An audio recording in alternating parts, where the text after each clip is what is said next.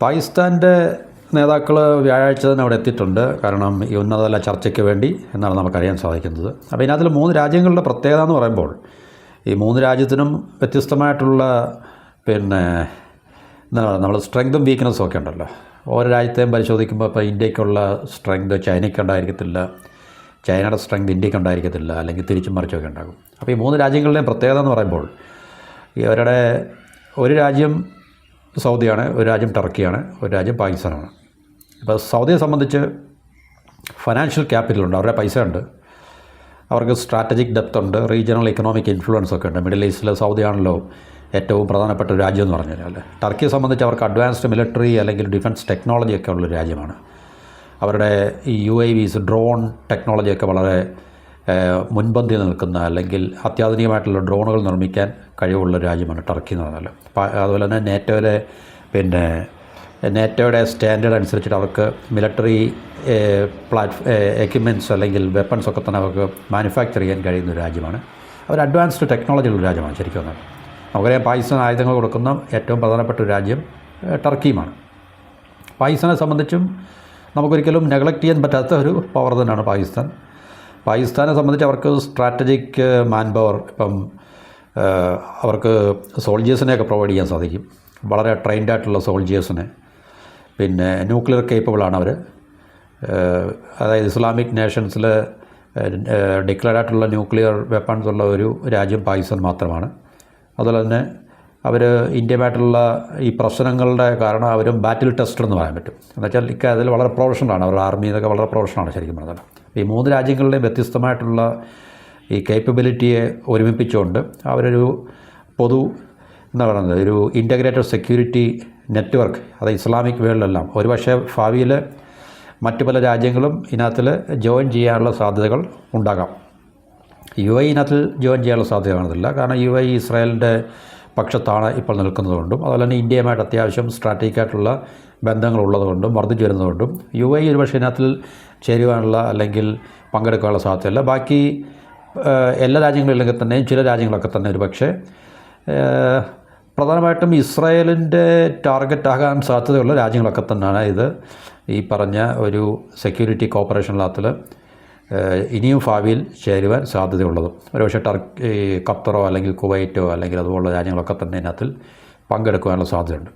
അപ്പോൾ ഇത് നമുക്ക് തീർച്ചയായിട്ടും ഈ 3 രാജ്യങ്ങൾ തമ്മിലുള്ള ഈ സഖ്യം അതിൻ്റെ ഉദ്ദേശങ്ങൾ എന്താണോ, അല്ലെങ്കിൽ ഏത് രാജ്യത്തിന് എതിരാണോ, അല്ലെങ്കിൽ ഇസ്രായേലാണോ അവരുടെ ടാർഗറ്റ് മീൻസ് ഇസ്രായേലിനെതിരെയുള്ള ഒരു പടയൊരുക്കമാണോ അല്ലെങ്കിൽ ഇറാനെതിരെയുള്ള ഒരു പടയൊരുക്കമാണോ എന്ന് നമുക്കറിയത്തില്ല. ഏതായാലും നമുക്കറിയാം ഇറാൻ ഈ പറഞ്ഞ രാജ്യങ്ങളെയൊന്നും ആക്രമിക്കുക അല്ലെങ്കിൽ ഇറാനിൽ നിന്ന് ഈ പറഞ്ഞ രാജ്യങ്ങളൊന്നും പ്രത്യേകിച്ച് വലിയ പ്രശ്നങ്ങളൊന്നും നേരിടുന്ന കാഴ്ചകളൊന്നും നമുക്ക് കാണുവാൻ സാധിച്ചില്ല. ഇപ്പോൾ ഇറാനെ അവർ ആക്രമിച്ചതുകൊണ്ട് മാത്രം തിരിച്ച് ഇറാന് ഈ പറഞ്ഞ രാജ്യങ്ങളെയൊക്കെ അമേരിക്കൻ ബേസുള്ള രാജ്യങ്ങളെയും ഒക്കെ തന്നെ ആക്രമിച്ചു എന്നുള്ളത് മാത്രമേ ഉള്ളൂ. അത് നിന്ന് കഴിഞ്ഞാൽ പിന്നെ ഇറാൻ തീർച്ചയായിട്ടും ഈ പറഞ്ഞ രാജ്യങ്ങളെയൊന്നും ആക്രമിക്കാനോ അല്ലെങ്കിൽ അവർക്കെതിരെ യുദ്ധം ചെയ്യാനൊന്നും പോകുന്നില്ല.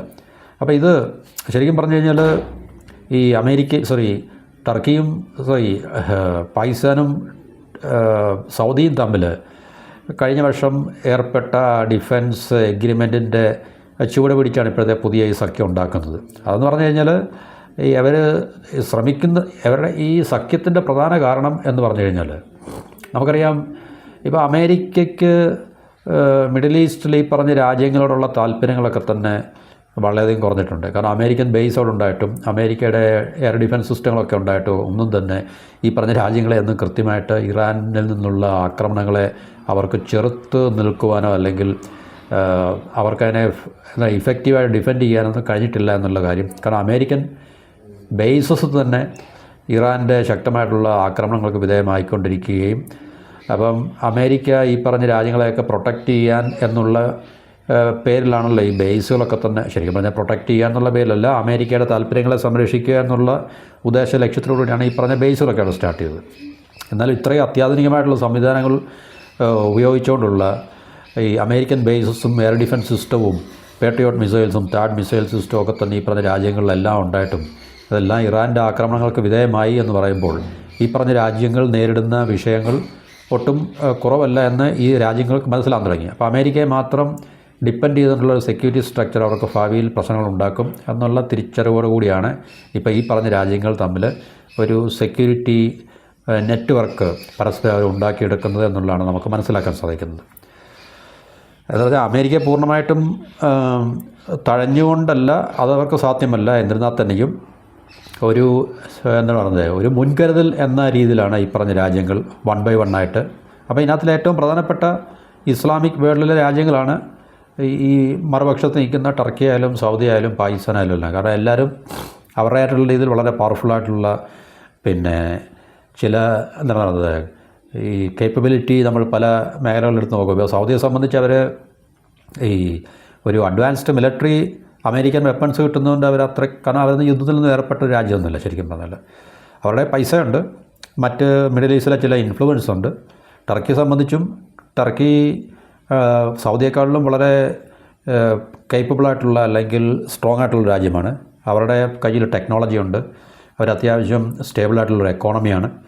പിന്നെ യൂറോപ്പിനെയും ഏഷ്യയും തമ്മിൽ ബന്ധിപ്പിക്കുന്ന ഒരു കൊറിഡോർ പോലെയാണ് ടർക്കി എന്ന് പറഞ്ഞാൽ. അപ്പം ടർക്കിയുടെ സ്ട്രാറ്റജിക്കായിട്ടുള്ള ഇമ്പോർട്ടൻസും വളരെ കൂടുതലാണ്. പിന്നെ പാകിസ്ഥാനെ സംബന്ധിച്ചും പാകിസ്ഥാൻ ഇപ്പോൾ ഇന്ത്യയായിട്ട് കമ്പയർ ചെയ്യുമ്പോൾ ഒരു ചെറിയ സെക്കൻഡറി അല്ലെങ്കിൽ എന്താ പറയുന്നത് അത്രയും പവർ അല്ലെങ്കിൽ തന്നെയും പാകിസ്ഥാൻ ആയിട്ട് നമ്മൾ നോക്കും, പാകിസ്ഥാൻ ഒരു സ്ട്രോങ് നേഷൻ തന്നെയാണ് ശരിക്കും പറഞ്ഞു കഴിഞ്ഞാൽ, ഒരു മിലിറ്ററി പവർ തന്നെയാണ്.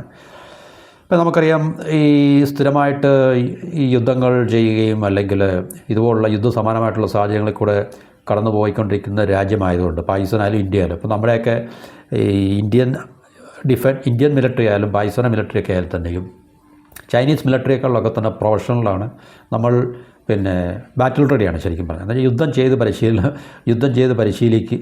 ചെയ്ത് അല്ലെങ്കിൽ ആ എക്സ്പീരിയൻസ് ഉള്ളതും ദിവസവും ഇന്ത്യ ആയാലും പാകിസ്ഥാൻ ആയാലും നമ്മൾ ഈ തീവ്രവാദികളുമായിട്ടും അതുപോലുള്ള പ്രോക്സി വാറിലൊക്കെ നമ്മൾ എപ്പോഴും അങ്ങോട്ടും ഇങ്ങോട്ടും ഈ പറഞ്ഞൊരു ബാറ്റിൽ അല്ലെങ്കിൽ കോമ്പാറ്റ് ചെയ്തുകൊണ്ടിരിക്കുന്നുണ്ട്. തീർച്ചയായിട്ടും സേനയ്ക്കതിനുള്ള ശക്തിയുണ്ട്. അപ്പോൾ അത് പാകിസ്ഥാനെ സംബന്ധിച്ച് അങ്ങനെ ഒരു സ്ട്രെങ്ത് ഉണ്ട് ശരിക്കും പറഞ്ഞാൽ. പിന്നെ അവർ ന്യൂക്ലിയർ കേപ്പബിൾ ആണെന്ന് പറയുന്നു. അപ്പോൾ ഇങ്ങനെയൊക്കെയുള്ള കാര്യങ്ങളാണ് ഈ പറഞ്ഞ 3 രാജ്യങ്ങളെ വ്യത്യസ്തമാക്കുന്നത്. അപ്പോൾ അതിനെ കമ്പൈൻ ചെയ്തുകൊണ്ടാണ് അവരുടെ ഇപ്പോഴത്തെ മുന്നോട്ടുള്ള ഒരു കൂട്ടായ്മ എന്നാണ് നമുക്ക് മനസ്സിലാക്കാൻ സാധിക്കുന്നത്. അപ്പോൾ അത് എന്താണെന്ന് ചോദിച്ചു കഴിഞ്ഞാൽ ഈ ഒരു സെക്യൂരിറ്റി ആർക്കിടെക്ചർ, ഇപ്പം നമ്മൾ ക്വാഡ് എന്നൊക്കെ പറയത്തില്ലേ, ക്വാഡ് എന്ന് പറഞ്ഞാൽ അതൊരു മാരിടൈം അറേഞ്ച്മെൻറ്റാണ്. എന്നുവെച്ചാൽ കടലിലെ നേവൽ ഒരു കോർഡിനേഷനാണ് ഈ രാജ്യങ്ങൾ, ക്വാഡിനകത്തുള്ള രാജ്യങ്ങൾ. ക്വാഡ് ഇപ്പോൾ അത്ര എഫക്റ്റീവ് അല്ല എന്നാൽ തന്നെയും. അപ്പോൾ അതുപോലെ ഈ ഇവരുടെ ഉദ്ദേശം എന്താണെന്ന് ചോദിച്ചു കഴിഞ്ഞാൽ ജോയിൻറ്റ് മിലിറ്ററി എക്സസൈസ്, അതുപോലെ തന്നെ ടെക്നോളജി ട്രാൻസ്ഫർ, ടെക്നോളജി ഉള്ളവൻ അങ്ങോട്ട് കൊടുക്കുക. ടർക്കിയുടെ ടെക്നോളജി ഉപയോഗിച്ചിട്ട് പാകിസ്ഥാനും അല്ലെങ്കിൽ സൗദിക്കും ഒന്നുകിൽ ഡ്രോണുകൾ നിർമ്മിക്കാനോ അല്ലെങ്കിൽ ഡ്രോണുകൾ കൊടുക്കാനോ, അതുപോലെ തന്നെ ഡിഫൻസ് ഇൻഡസ്ട്രിയൽ പ്രൊഡക്ഷൻ, ജോയിൻറ്റ് പ്രൊഡക്ഷനൊക്കെ തന്നെ ആകാം. അതുപോലെ തന്നെ ഇൻ്റലിജൻസ് ഷെയറിങ്. അപ്പോൾ ഇതൊരു ഫോർമലൈസ് ആയി കഴിഞ്ഞാൽ, ഈ ഒരു ട്രൈലാറ്ററൽ ട്രീറ്റി ഫോർമലൈസ് ആയി കഴിഞ്ഞാൽ അവർക്ക് പരസ്പരം അങ്ങോട്ടും ഇങ്ങോട്ടും ഇൻ്റലിജൻസ് ഒക്കെ ഷെയർ ചെയ്യേണ്ടി വരും. ഇപ്പം ടർക്കിക്ക് ഫോർ എക്സാമ്പിൾ ഇന്ത്യയെക്കുറിച്ചൊരു ഇൻ്റലിജൻസ് കിട്ടുവാണെങ്കിൽ, പാകിസ്ഥാനെതിരെയുള്ള ഏതെങ്കിലും ഓപ്പറേഷൻ്റെ ഇൻ്റലിജൻസ് ടർക്കിക്കോ സൗദിക്കോ കിട്ടുവാണെങ്കിൽ അവർ പാകിസ്ഥാനോട് ഷെയർ ചെയ്യും. ഒരു ഉദാഹരണം ഞാൻ പറയണം. അതുപോലെ തിരിച്ച് പാകിസ്ഥാൻ ഇപ്പം ഇസ്രായേലിൻ്റെ ഭാഗത്തുനിന്നോ അല്ലെങ്കിൽ അതുപോലെ ഇറാൻ്റെ ഭാഗത്തുനിന്നോ ടർക്കിക്കോ സൗദിക്കോ എതിരെ ഏതെങ്കിലും ഒരു മൂവ് ഉണ്ടെന്ന് പറഞ്ഞു കഴിഞ്ഞാൽ പാകിസ്ഥാൻ്റെ കയ്യിൽ കിട്ടിയ അവർക്ക് ലഭിച്ച ഇൻ്റലിജൻസും മറ്റേവരുമായിട്ടും അവർക്ക് ഷെയർ ചെയ്യാം. അപ്പോൾ ഫോർമലായിട്ടുള്ള എഗ്രിമെൻറ്റ് വരുമ്പം അല്ലെങ്കിൽ ട്രീറ്റ് വരുമ്പം ഈ രാജ്യങ്ങൾ അങ്ങനെ ചെയ്യാൻ പ്രതിജ്ഞാബദ്ധമാണ്. അല്ലാതെ നോർമലായിട്ടുള്ള റിലേഷൻഷിപ്പിൽ അങ്ങനെ ഇപ്പം നിർബന്ധങ്ങളൊന്നുമില്ല. തീർച്ചയായിട്ടും ഒരു ട്രീറ്റിയുടെ പരിധിയിൽ വരുമ്പോൾ നമുക്ക് തീർച്ചയായിട്ടും രാജ്യങ്ങൾ ഇപ്പോൾ ഇന്ത്യ ഇസ്രായേലും തമ്മിലുള്ള, ഇന്ത്യ യു എയും തമ്മിലുള്ള സ്ട്രാറ്റജിക് റിലേഷൻഷിപ്പിൽ നമ്മൾ നോർമലായിട്ടുള്ള ബയലാറ്ററൽ റിലേഷൻ അപ്പുറത്ത് ചില എന്താണ് പറയുന്നത് റെസ്പോൺസിബിലിറ്റീസ് രാജ്യങ്ങൾ അങ്ങോട്ടും ഇങ്ങോട്ടും ഉണ്ട്. എപ്പോഴത് ചെയ്യണമെന്നോ അല്ലെങ്കിൽ അവർ പരസ്പരം ആ ഗിവ് ആൻഡ് ടേക്കിൽ ഏർപ്പെടണം നിർബന്ധമൊന്നുമില്ല. പക്ഷേ അത് ആ ട്രീറ്റിൽ ഏർപ്പെട്ടിരിക്കുന്ന, കരാറിൽ ഏർപ്പെട്ടിരിക്കുന്ന രാജ്യങ്ങൾ എന്ന രീതിയിൽ അവർ തീർച്ചയായിട്ടും അവർക്ക് ഇത് കൈമാറുവാൻ, ഇൻ്റലിജൻസ് ഷെയറിംഗ് ആയാലും അല്ലെങ്കിൽ മറ്റു രീതിയിലുള്ള ഈ പറഞ്ഞ നമ്മളെ കരാറിനകത്തിൽ പറയുന്ന കണ്ടീഷൻസ് ഉണ്ടല്ലോ, ടേംസ് ആൻഡ് കണ്ടീഷൻസ്, അത് പാലിക്കാൻ അവർ തീർച്ചയായിട്ടും പ്രതിജ്ഞാബദ്ധമാണ്. അപ്പോൾ ഇത് തീർച്ചയായിട്ടും വെസ്റ്റ് ഏഷ്യയിലെ ഡിഫൻസ് അല്ലെങ്കിൽ വെസ്റ്റ് ഏഷ്യൻ ജിയോ പൊളിറ്റിക്സിൽ അല്ലെങ്കിൽ വെസ്റ്റ് ഏഷ്യൻ ഈ നമ്മൾ പറഞ്ഞ പവർ ഡൈനാമിക്സിൽ കാര്യമായിട്ടുള്ളൊരു മാറ്റം ഉണ്ടാക്കുവാൻ കഴിയുന്ന രീതിയിലുള്ളൊരു അലയൻസ് ആണ്. കാരണം 3 രാജ്യങ്ങളും വളരെ പ്രധാനപ്പെട്ടാണ്, പവർഫുള്ളാണെന്നുള്ള ഒരു കാര്യം കൊണ്ട് തന്നെ. ഇപ്പോൾ ടർക്കിയുടെ അഡ്വാൻസ്ഡ് ആയിട്ടുള്ള എയറോസ്പേസ് ടെക്നോളജി, പാകിസ്ഥാൻ്റെ ഓപ്പറേഷണൽ ഡിപ്ലോയ്മെൻറ്റ് കേപ്പബിലിറ്റി, സൗദിയുടെ ക്യാപിറ്റൽ, നമ്മൾ നേരത്തെ പറഞ്ഞത്, ഇത് 3നെ കൂടെ സംയോജിപ്പിച്ചുകൊണ്ട് അല്ലെങ്കിൽ മെർജ് ചെയ്തുകൊണ്ട് ഈ 3 രാജ്യങ്ങൾക്കും ഒരു അപ്പോൾ അമേരിക്കയുടെ സഹായമില്ലാതെ അല്ലെങ്കിൽ മറ്റതുപോലുള്ള ഏതെങ്കിലും ഒരു പവർഫുള്ളായിട്ടുള്ള ചൈന അല്ലെങ്കിൽ അതുപോലെ പറയുന്ന പ്രത്യേകിച്ച് അമേരിക്കയാണല്ലോ അവരുടെയൊക്കെ പ്രൊട്ടക്ടർ എന്ന് പറഞ്ഞാൽ. അപ്പോൾ അതിന് പുറമെ അല്ലെങ്കിൽ അതിനെ ഒഴിവാക്കിക്കൊണ്ടെന്നല്ല അതിൽ നിന്നും സ്വതന്ത്രമായിക്കൊണ്ട് ഓട്ടോണമസ് ആയിട്ട് അവർക്കൊരു സെക്യൂരിറ്റി അംബ്രല്ല ഉണ്ടാക്കിയെടുക്കാൻ സാധിക്കുമെന്നുള്ള ഒരു പ്രതീക്ഷയുടെ അടിസ്ഥാനത്തിലാണ് അവരിതിപ്പോൾ ഈ സെക്യൂരിറ്റി നെറ്റ്വർക്ക് അല്ലെങ്കിൽ ആർക്കിടെക്ചർ ഉണ്ടാക്കുന്നതല്ലോ. അപ്പം അവിടെ റീജിയനിൽ നമുക്കറിയാം മിഡിൽ ഈസ്റ്റിലെ യുദ്ധങ്ങൾ എന്തായാലും തൽക്കാലം യുദ്ധത്തിന് ഒരു വിരാമം ഉണ്ടായിക്കഴിഞ്ഞാലും വീണ്ടും മറ്റേതെങ്കിലും ഫ്ലാഷ് പോയിൻ്റ് അല്ലെങ്കിൽ കോൺഫ്ലിക്ട്സോ ഉണ്ടാകാനുള്ള സാധ്യത നമുക്ക് ഒരിക്കലും തള്ളിക്കളയാൻ സാധിക്കത്തില്ല. കാരണം അവിടെ യുദ്ധങ്ങൾ തുടർന്നുകൊണ്ടേ ഇരിക്കുന്നുള്ള കാര്യത്തിൽ സംശയങ്ങളൊന്നുമില്ല.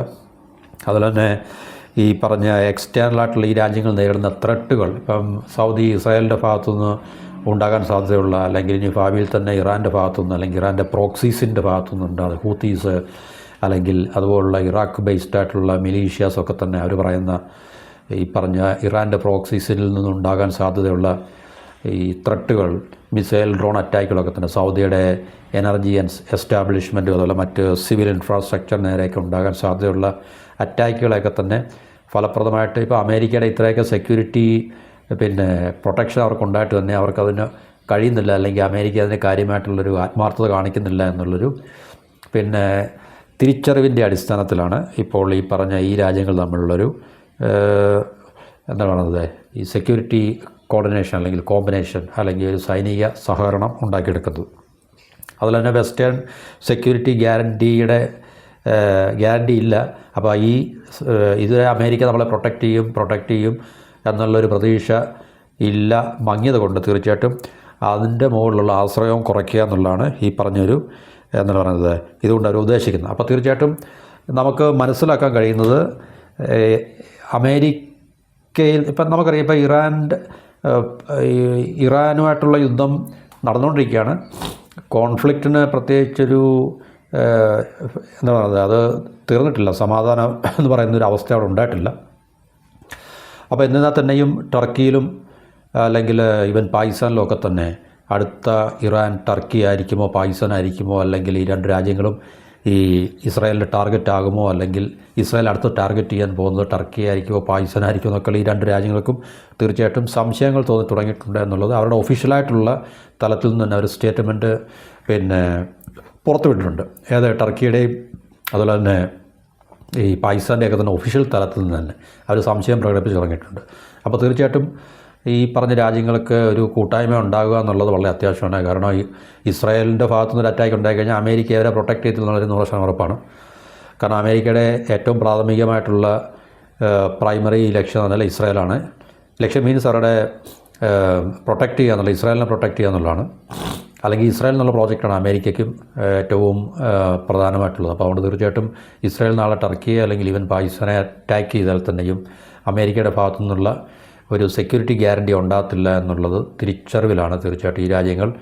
ഇപ്പോൾ ആദ്യം സൗദിയും പാകിസ്ഥാനും തമ്മിൽ തുടങ്ങി, അതൊരു ചുവടുവയ്പ്പ് എന്ന രീതിയിൽ മാത്രമാണ്. അതിനകത്തിൽ പിന്നീട് അതിനെ ഈ പറഞ്ഞ മറ്റു പല രാജ്യങ്ങളെയും അതിനകത്തിൽ ആഡ് ചെയ്യാൻ വേണ്ടിയുള്ള ഒരു എന്താണ് പറയുന്നത് ബിഹൈൻഡ് ദ സീൻ അല്ലെങ്കിൽ ബിഹൈൻഡ് ദ കർട്ടൻ ചർച്ചകളൊക്കെ തന്നെ പല രാജ്യങ്ങളും, ഈ ഈജിപ്റ്റൊക്കെ തന്നെ ഒരുപക്ഷെ സമീപ ഭാവിയിൽ തന്നെ ഇങ്ങനൊരു സെക്യൂരിറ്റി ആർക്കിടെക്ചറിൻ്റെ ഭാഗമാകാനുള്ള സാധ്യത നമുക്ക് തള്ളിക്കളയാൻ കഴിയില്ല. അപ്പോൾ ഇത്രയാണ് നമുക്ക്.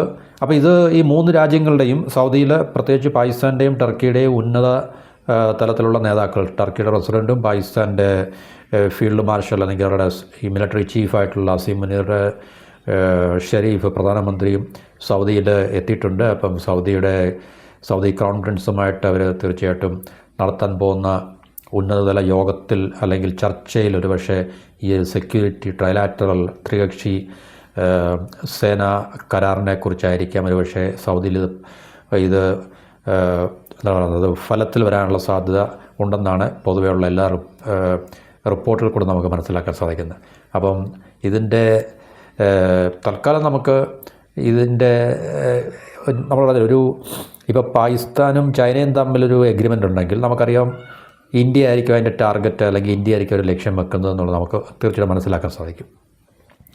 അല്ലെങ്കിൽ അപ്പം ഈ രാജ്യങ്ങൾ തമ്മിൽ ഇങ്ങനൊരു സൈനിക കരാറിൽ ഏർപ്പെടുന്നത് കൊണ്ട് ആരെയാണ് അവർ ലക്ഷ്യം വെക്കുന്നത്, അല്ലെങ്കിൽ ആരെയാണ് അവർ പേടിക്കുന്നത്, അല്ലെങ്കിൽ ആരിൽ നിന്നുണ്ടാകുന്ന ആക്രമണത്തെയാണ് അവർ ആശങ്കപ്പെടുന്നത് എന്നുള്ളത് നമുക്ക് തൽക്കാലം നമുക്കറിവില്ല. പക്ഷേ ഒരുപക്ഷെ ഇസ്രായേൽ തന്നെ ആയിരിക്കാം എന്നുള്ളതാണ് നമുക്ക് ഇതിനകത്ത് നിന്ന് മനസ്സിലാക്കാൻ സാധിക്കുന്നത്. കാരണം ഇറാൻ ഈ പറഞ്ഞ രാജ്യങ്ങളെയൊന്നും ആക്രമിച്ചിട്ടുള്ളതായിട്ട് നമുക്ക് നമ്മുടെ മുമ്പിൽ തെളിവുകളില്ല, അല്ലെങ്കിൽ അങ്ങനെ ഒരു പാറ്റേണൊന്നും നമുക്കിതിരെ മിഡിൽ ഈസ്റ്റിൽ കാണാൻ സാധിച്ചിട്ടില്ല. അപ്പോൾ ഒരുപക്ഷേ ഇസ്രായേലിൻ്റെ ഭാഗത്തുനിന്ന് ഭാവിയിൽ ഉണ്ടാകാൻ സാധ്യതയുള്ള പാകിസ്ഥാനെതിരെയും അല്ലെങ്കിൽ ടർക്കിക്കെതിരെയൊക്കെയുള്ള ആക്രമണത്തെ ഒരുപക്ഷെ തടയിടുവാൻ, അതിനെ ഡിഫെൻഡ് ചെയ്യാൻ വേണ്ടിയായിരിക്കാം, പ്രതിരോധിക്കാൻ വേണ്ടിയായിരിക്കാം എന്നുള്ളതാണ് നമുക്ക് മനസ്സിലാക്കാൻ സാധിക്കുന്നത്. അപ്പോൾ ഇത്രയാണ് നമുക്ക് ഈ ടോപ്പിക്കുമായിട്ട് തൽക്കാലം ഷെയർ ചെയ്യാനുള്ളത്. മറ്റൊരു ടോപ്പിക്കുമായിട്ട് നമുക്ക് വീണ്ടും കാണാം. എല്ലാവർക്കും നന്ദി, നമസ്കാരം, and have A wonderful day.